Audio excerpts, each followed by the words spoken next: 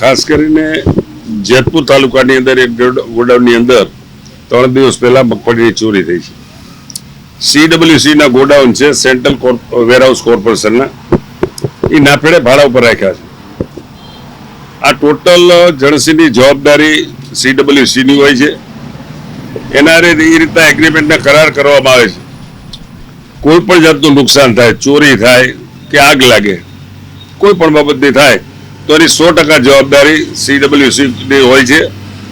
આ ગોડાઉનની અંદર 57,600 ગુણી મગફળી અમે ભરી હતી. એમાંથી 1212 ગુણી મગફળીની ચોરી થઈ છે અને CWC FR પણ ફડાવી દીધી છે અને જે ચોરો હતા એ પકડાઈ પણ ગયા છે અને આની 100% જવાબદારી CWCની છે. અને આ 1212 ગુણીના જે બજાર ભાવ હોય એ પ્રમાણે અમને પૈસા એને ચૂકવવા થતા હોય છે.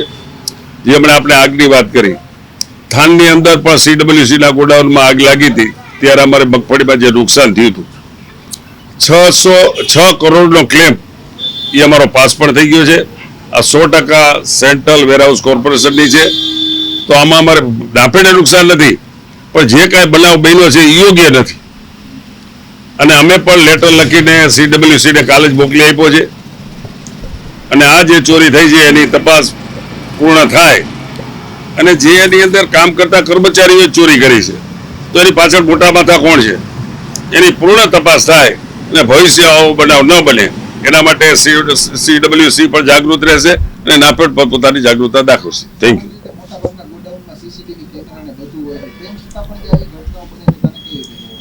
આ ગોડાઉનની અંદર મને જાણવા એવું મળ્યું છે કે CCTV કેમેરા નહોતા.